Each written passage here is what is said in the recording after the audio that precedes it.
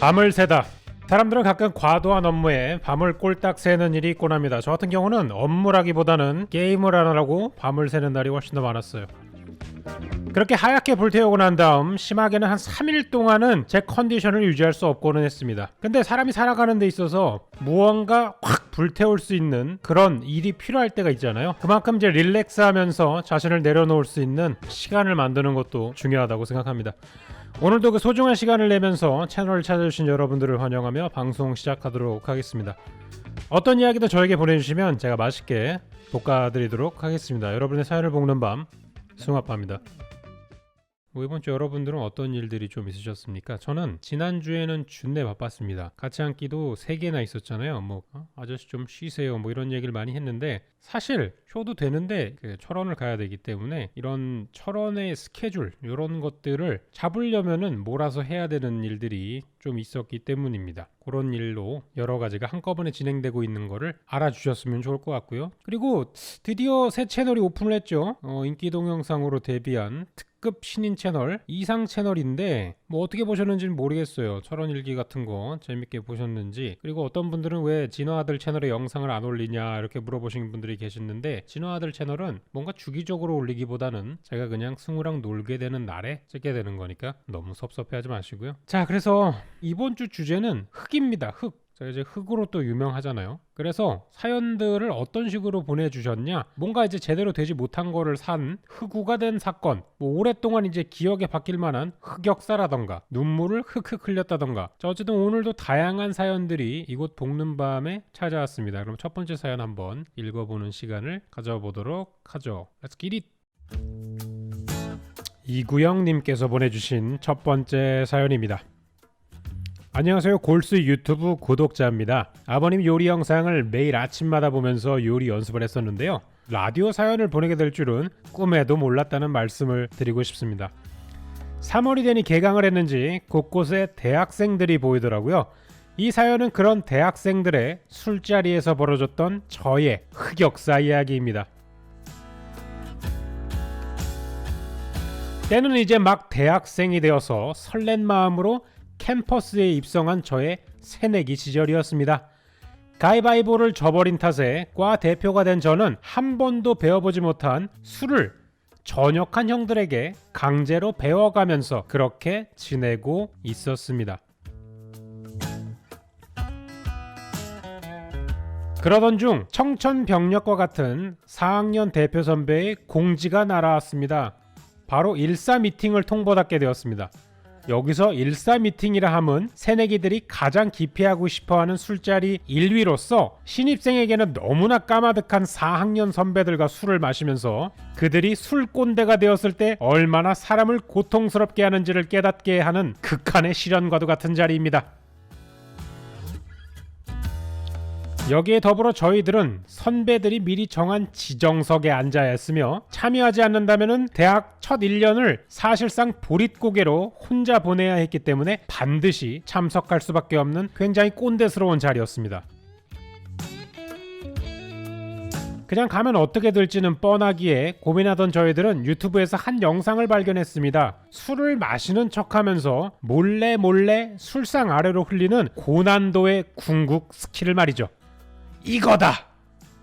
그 시련을 버틸 방법은 이것뿐이라고 생각한 저희들은 그날부로 곧장 훈련에 돌입했습니다. 기숙사에 앉아서는 종이 소주잔에 물을 채워놓고 슬쩍 그리고 열심히 바닥을 적시는 연습을 한 거죠. 하루 1스택씩 14스택을 쌓고 나니 벌써 1사 미팅 당일이 되었습니다. 라임 보소.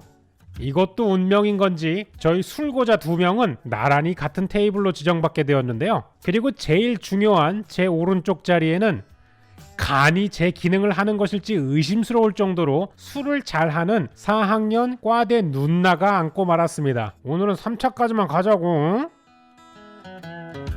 분명 단어만 보면 다정어린 격려라 할 수 있는데 어째서 정신은 빠질 것 같고 공포가 슬그머니 덮이는 것을 느꼈습니다. 그 덕분이라고 해야 할지는 모르겠지만 감각이 오히려 바짝 서버려서 오직 그 영상 속 기술만을 떠올릴 수 있게 되었고, 그 결과 정말 열심히 내가 따라 놓은 것이 술인지 물인지도 모르는 상태가 되도록 양말이 젖고 있는 것을 느낄 정도로 열심히 밑으로 술을 흘려내리기 시작을 했습니다. 몇 잔인지 셀 기력조차 없어지며 고통스러운 시간은 거의 마무리가 되어갔습니다. 드디어 다 끝나고 다들 일어서는 분위기가 되었는데요. 성공인가? 안도의 한숨을 내쉬려는 그 순간 갑자기 옆에 있는 과대 누나가 술집이 떠나갈 만큼 비명을 지르는 것이었습니다. 이게 뭐냐고 이게! 이럴 수가. 저희가 온 힘을 다해 몰래 소주를 버리고 있던 바닥은 과대 누나의 백이었습니다. 그리고 심지어 그 백은 방수도 굉장히 잘 돼가지고 소주가 백 안에 가득 차 있는 상황이었고요. 화를 씩씩 내면서 꺼내 보이는 화장품들은 하나같이 전부 다 젖어 있고, 제 앞으로 던져진 지갑 안에는 제 대신 술을 잔뜩 마신 돈들이 왕창 적셔져 있었습니다. 죄송합니다. 대학생활 4년치 사과를 하룻밤 사이에 다 쏟아낸 것 같은 그런 느낌이었습니다. 에이, 한 봐줘라. 야, 신빙이 한 번은 그럴 수도 있지. 그래도 형들과 친하게 지낸 덕분일까요? 술에 잔뜩 취한 새내기가 대학 시절에 술 실수 한 번 할 수 있다는 식으로 커버를 쳐준 덕분에 이 혼란스러운 사태는 겨우 넘어갈 수 있었습니다. 다행인지 아닌지는 모르겠지만 그 이후로 저를 술자리에 불러주는 일은 절대로 없었습니다. 그 덕분이라 해야 할지 술도 조금만 마시고 건강도 유지할 수 있었죠. 개꿀이었습니다. 지금은 어느새 술을 끊은 지 6년이 넘었고 몸도 잘 관리해서 자랑스러운 헬창으로 살고 있네요. 철딱선이 없던 그 시절을 생각하면 부끄럽기도 하지만 한편으로는 그립기도 합니다. 건강한 술 문화가 대학가에 자리 잡고 비술족이 어디에서나 인정받는 시대가 도래하는 그날을 기원하며 제 술자리 흑역사설을 마치도록 하겠습니다.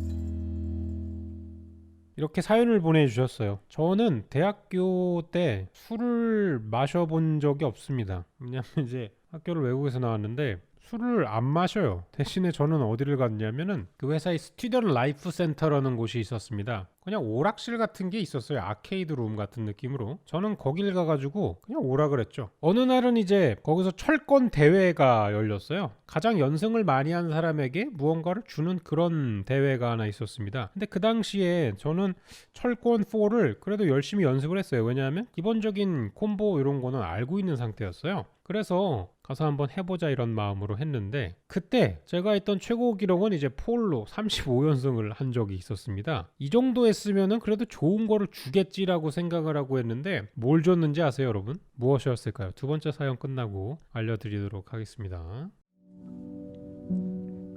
두 번째 사연입니다. 고구마 구고님이 친구방을 암흑천지로 만들었던 썰이라는 제목으로 보내주셨어요. 여러분은 귀신을 믿으시나요? 아마 대부분의 사람들께서는 믿지 않을 거라고 생각합니다. 저 또한 그런 사람들 중에 한 명이었고요. 하지만 지금부터 얘기해드릴 일련의 사건들을 통해 저는 귀신이라는 존재를 인정할 수밖에 없게 되었습니다. 가위 같은 그런 단순한 수준의 경험이 아닙니다.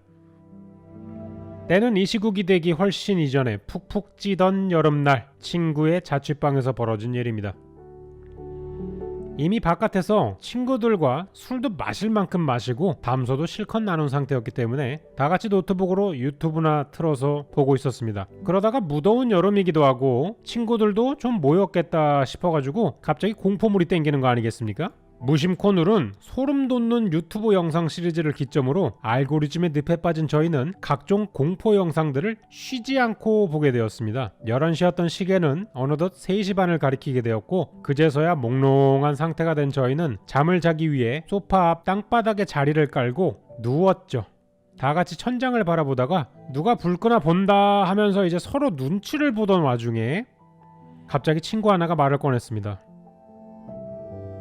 야 저거 조명 좀 이상하지 않냐?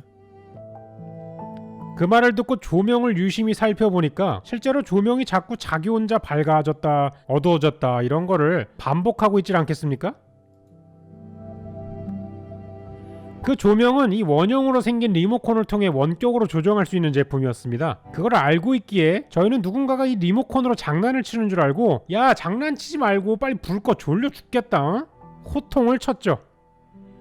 그럼에도 조명은 밝아졌다 어두워졌다 계속 반복적인 행동을 하는 거였습니다. 저희는 범인을 찾으려고 자리에서 일어나 서로의 호주머니를 뒤지기 시작했습니다. 하지만 그 누구의 호주머니에서도 리모컨은 나오지 않는 거였습니다. 야 리모컨 저기 있는데? 저희가 자려고 누운 곳에서 한참이나 떨어져 있던 탁자 위에 리모컨이 있었습니다. 누구도 리모컨에 손댈 수가 없는 상황이었는데도 조명이 컨트롤이 되고 있는 거였죠.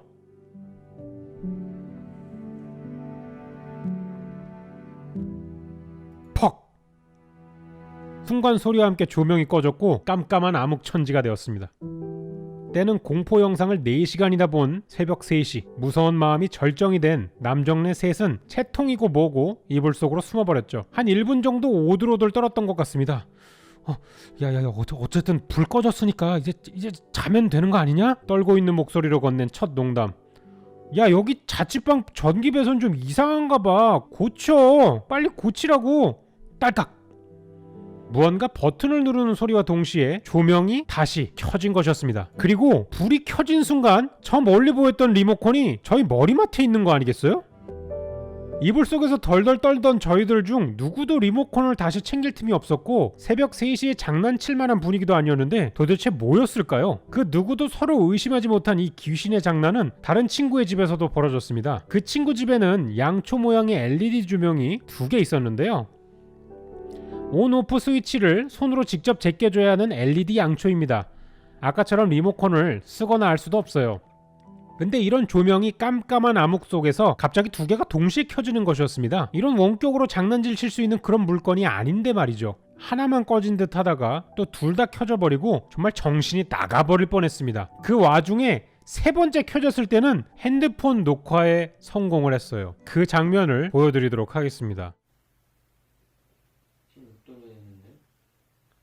몇 도? 당시에는 말로 설명이 안 되는 상황이 눈앞에 벌어져서 정말 무서웠는데요. 다시 돌이켜보면 참 신기한 경험이었던 것 같습니다. 여러분은 커신을 믿으시나요? 저는 믿습니다. 자, 귀신 사연이었어요. 귀신 사연. 참 이제 귀신 얘기, 뭐 무서운 얘기 이런 거는 많잖아요. 근데 이게 제가 어렸을 때는 굉장히 재밌었는데 그 이후로는 하나도 안 보고 있어요. 아시다시피 저는 쫄보기 때문에 공포 영화를 전혀 즐기지 않습니다. 이런 공포 영화보다 훨씬 더 공포스러운 거는 우리 주변에 널려 있습니다. 예를 들자면 어제 도착한 저희 집 전기세 같은 거요.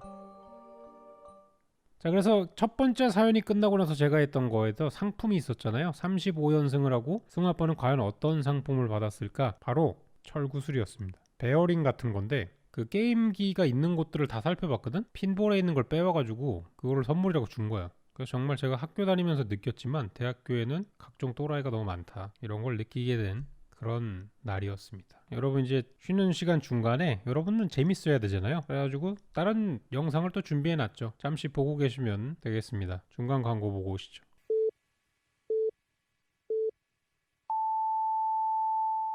난 몇 개 먹어야 된다 최소한. 30개? 30개?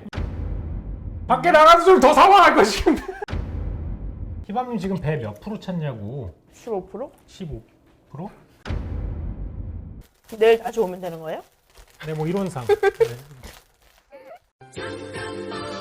그러고 보니까 둘 다 의류 사업하네. 사람들이 너무 극단적인 예시만 알아. 겨울권 원단이 또 준내게 비싸요.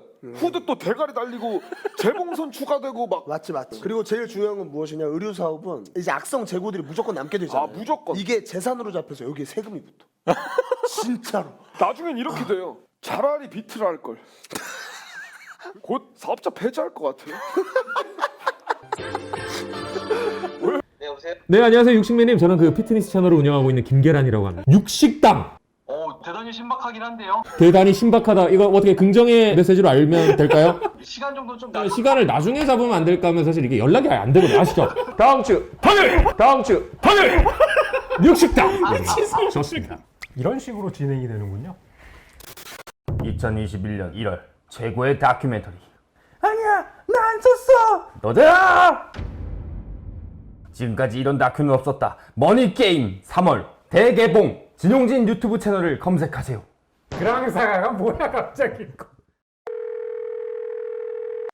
되지 않아 삐 소리 후 소리샘으로 연결되오며 통화료가 부과됩니다. 승빠님, 저 승빠 광고 보고 그랑사가 시작했는데 광고 끝나마다 접으시더라고요. 흑흑. 저가 거기다 얼마나 흑우 소리 들어가면 얼마를 질렀는데 저는 흐승아빠랑 친추도 되어 있는데 어떻게 광고 끝나마다 접으실 수 있어요? 서버는 에스프로젠, 길드는 크앙. 이게 중간 광고예요. 공지에 알려드렸다시피 음성사서함을 열었습니다. 여러가지 보내주실 만한 내용들을 예시로 이제 들려드렸는데요. 그 중에 이제 볶는밤 로고송을 보내주신 분들이 있어가지고 들려드리도록 하겠습니다. 첫 번째 로고송은 펴라 오픈님께서 보내주셨는데요.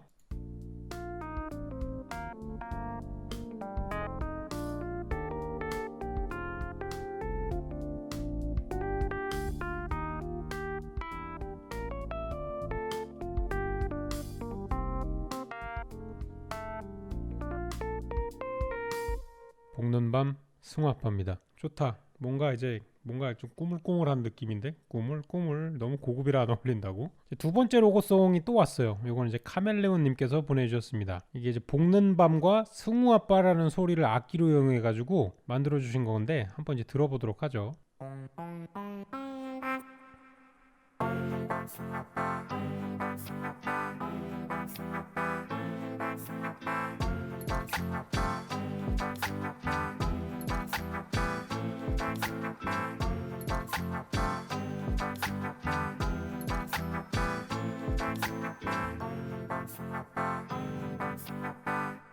이게 볶는 밥이야? 볶는 밥이야? 뭐야 이거? 아 진짜 개웃기네. 이거 뭔데? 볶는 밤숭아빠, 볶는 밤숭아빠.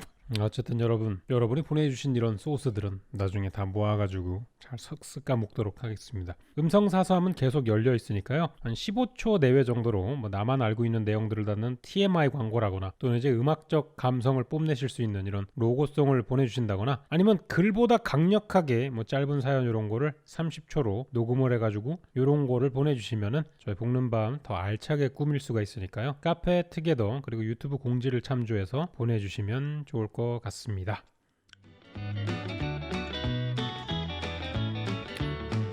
조민주님께서 보내주신 오늘의 마지막 사연입니다. 사람이 이렇게 불운해도 될까 싶어요. 저의 암흑투성이었던 24시간을 한번 풀어볼까 합니다. 대학교 마지막 학기를 마치자마자 생애 첫 유럽 여행을 떠나게 되었습니다. 여행 이틀 전 저녁에 시험을 치고 폰을 켰는데 아무 전조도 없이 화면이 깨지기 시작하는 겁니다. 한 거라고는 그냥 시험을 치고 폰 켠 죄밖에 없는데 미치게 지직거리던 폰은 그 상태로 10분간 유지되다가 원래대로 돌아왔어요. 하지만 이런 녀석을 2주씩이나 유럽 여행에 데리고 가는 것은 말이 안 되기 때문에 바로 폰가게로 찾아갔습니다. 흑우되어 가장 비싼 폰을 사버린 것 자체도 매우 슬픈 일입니다만 이것마저도 이 24시간에 포함되지 않는 일일 뿐입니다. 야, 여자 목소리 어떻게 되는 거야? 여행 출발 하루 전 터미널에 도착해 캐리어를 싣고 고양행 버스에 올라탔어요. 금요일마다 퇴근 시간이 겹쳐버린 도로 예상 시간을 1시간이나 넘겨버린 7시간 10분이 걸려 도착하니 밤 9시였습니다. 너무 피곤하기도 하고 종점이라 서두를 필요도 없으니 마지막으로 내려서 캐리어를 꺼내려고 하는데 텅 비었어요. 그래 뭐 버스 트렁크가 크니까 어디 구석에 끼어 있을 수도 있겠지 하고 다시 찾아봐도 여전히 텅 비어 있었습니다. 어라? 내 캐리어 어디로 갔어? 굳은 채로 텅 빈 트렁크를 한창 바라보다가 얼이 빠진 상태로 기사님 캐리어가 없어졌어요. 아니 내가 20년을 다녔는데 이런 적은 없었는데 캐리어가 없어지다니 그게 무슨 말인가? 아니 기사님 저도 처음이에요. 외국에서 수화물 분실할 걱정만 실컷 했지 이걸 국내에서 그것도 버스 타고 올라오다가 겪을 거라고는 상상도 못했는데 미치고 환장할 노릇이었죠. 지금 당장 내일 아침에 떠나야 하는데 짐이 없어지는 게 말이 되냐고요. 버스에 찍힌 CCTV를 돌려서 누가 꺼내갔는지를 확인해야 하는 게 일반적인 방법이었겠지만 이미 시간이 너무 늦어서 불가능한 상태였습니다. 지금 못 찾으면 여행은 갈 수 있는 건가? 100만원짜리 비행기 티켓 쓰지도 못한 슈퍼호구가 될 것 같아가지고 다음날 몇 시부터 확인이 가능한가 물었더니 적어도 오전 8시는 돼야 직원들이 출근한다고 하시더라고요. 창원터미널에서 출발해 마산 부천을 찍고 고양을 종점으로 하는 버스, 캐리어가 빠질만한 곳이라고는 마산, 부천, 고양이 전부 다인데 마산은 내리는 사람 없이 타기만 했으니 제외하고 고양에서는 남은 게 아무것도 없으니 남은 것은 부천터미널에 연락해서 확인하는 방법밖에 없었습니다. 당연하지만 그때는 너무 늦어서 ARS가 받더라고요. 하하, 젠장. 이봐요, 그거 버스에 제대로 실은 거 맞아요? 잘 생각해보세요. 울컥했습니다. 전날부터 이거 얼마나 준비한 건데 아무리 생각해도 버스에 실은 게 맞았거든요. 일단 이거 받고 내일 한번 확인해봐요. 기사님이 주신 메모지에는 번호판, 마산터미널 전화번호가 적혀 있었습니다. 혹시 정보 오면 연락드릴게. 진짜 이런 적은 처음인데 이거. 그러고는 버스를 끌고 내려가셨어요. 종점 주차장에 서 있는 제게 남은 건 가방 하나 그리고 메모지 하나였습니다. 멍 때리고 한 20분쯤 기다렸을까요? 여행 전에 머무를 할머니 집에서 고모와 고모부가 오셨습니다.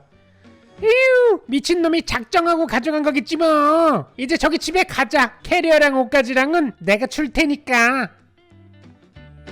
이미 캐리어는 여행 전까지는 못 찾을 거라는 판단이 있어서 그냥 마음을 비우기로 했어요. 할머니 집에 도착하니 삼촌이랑 숙모며 할머니랑 할아버지 죄다 걱정을 하고 계신 게 괜히 올라와가지고 걱정만 잔뜩 시켜드리고 간 게 아닌가라는 기분이 들었습니다. 죄송해 죽겠지만 그래도 여행을 갈 수 있다니 얼마나 다행인가요? 진짜 비행기 티켓만 100만원 남짓이었는데 슈퍼 흑우 될 뻔했어요. 중요한 건 다 매는 백으로 들고 있었으니까 떠날 수 있는 상태긴 했는데 말 그대로 떠날 수만 있을 뿐이었습니다. 그렇게 어떻게든 찾아온 출국 당일날 공항버스에 타서 1시간 동안 마땅히 할 것도 없어 전날 산폰에 익숙해지고자 만지작거리던 중이었는데요. 모르는 번호로 전화가 왔습니다.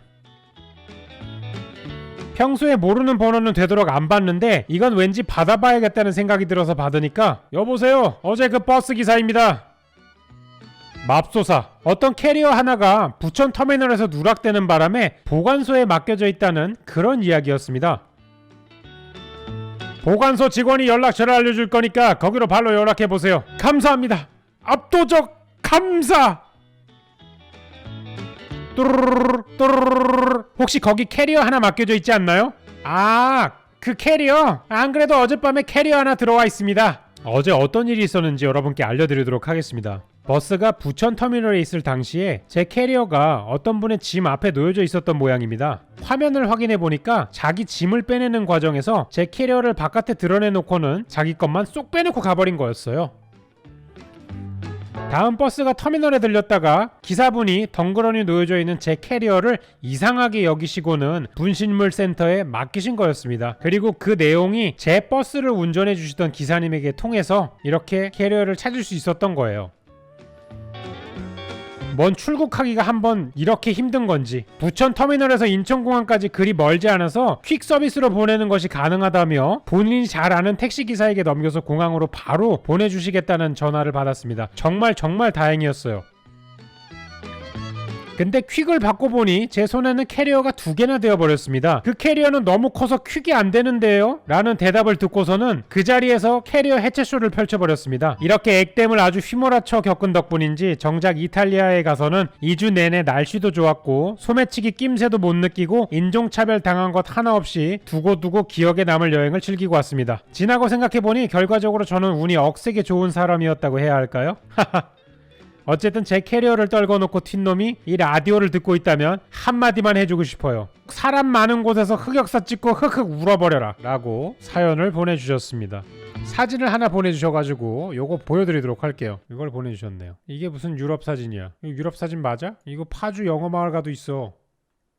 축하드립니다. 자, 그래서 오늘의 사연은 여기까지입니다. 보통은 이렇게 사연을 다 읽어드린 다음에 투표를 받아요. 그래서 제일 재밌었던 사연을 뽑아서 그분에게 이제 치킨을 나눠드리는 그런 방송인데, 오늘부터는 라디오에 나온 모든 사연을 보내주신 분들께 1치킨을 할 수 있도록 치킨 쿠폰 보내드리도록 하겠습니다. 이 라디오를 진행하다 보니까 좀 이제 정돈되지 않은 점이 있는데, 사실 MBC 라디오 뭐 이런 것도 아니고 그냥 막 해도 되잖아요. 유튜브에서 하는데 그냥 이런 감성으로 하는 거 아니야? 자, 어쨌든 오늘만으로 이제 끝나면 안 되기 때문에 다음에도 이제 참여가 있어야 됩니다. 볶는 밤은 여러분들의 사연으로 만들어지니까요. 많은 참여 부탁드리도록 하겠습니다. 다음 회차도 이어질 수 있도록 이것저것 더 발전할 수 있도록 많은 시청 부탁드리면서 마지막 노래로 여러분들이 좋아하는 엔딩송 켜드리도록 하겠습니다.